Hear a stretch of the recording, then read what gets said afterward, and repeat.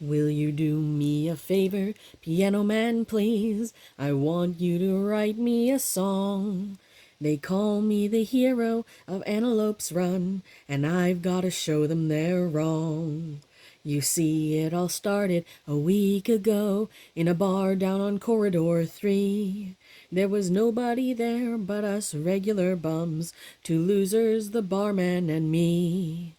Slopping up booze in the north corner booth was the old man they called Captain Jed, 'cause he owned a tramp freighter, the old Antelope, a ship that like him was half dead.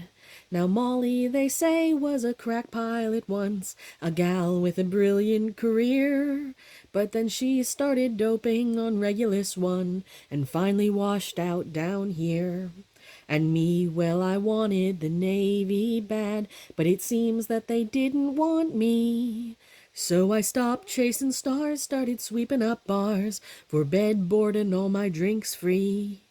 It was quiet that night with the docks closed down, there was nothing doing for a week. Not a ship was in port but the old Antelope when the red alert started to shriek. The whole station shook like a hurt living thing, then the lights dimmed and faded away. Then the gravity went and the air pumps cut out and the bartender started to pray. "Ah, stow that bilge, head for the Antelope now." Jed's voice cut the dark like a knife.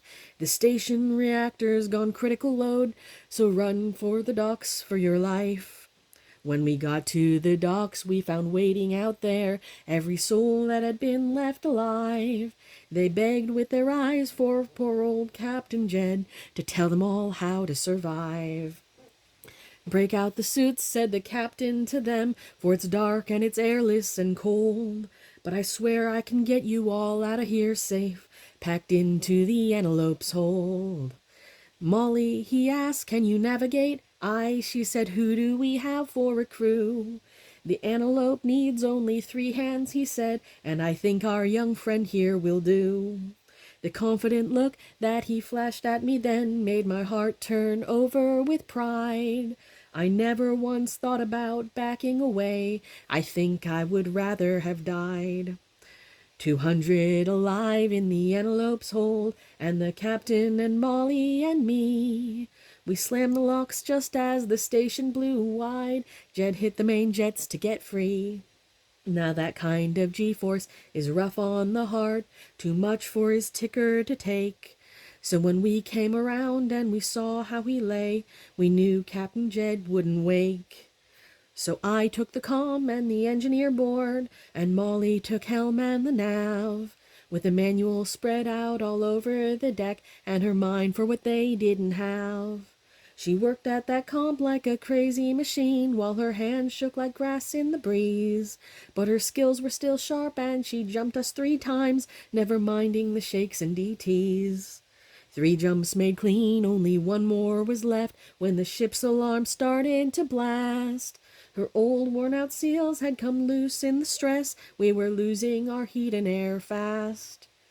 On the bridge there was only 1 vacuum suit left. Well, they say Lady Luck is stone blind. Heads or tails was the question I started to ask when I felt myself hit from behind. When I came to again, I was sealed in the suit. She was belted down tight in her chair, with her hands on the console, a smile on her lips, and ice on her face and her hair. "Here's the instructions to get us all home," I saw she had left on the screen. "If any old shipmates should ask after Moll, just tell 'em she finally died clean." I made the last jump just like she told me to, and I brought the ship in like she said. They call me a hero now for what I did, but they don't mention Molly or Jed. So write me that song now, piano man, please, and sing it out often and loud, so they all know the story of one kind of hero, the kind that makes everyone proud. For some kinds of hero are lunkheads like me, who only do things that they're told. And some kinds of hero are out for the glory, they're heroes on purpose and bold. Some become heroes for bravery, sure, and some just because all is lost.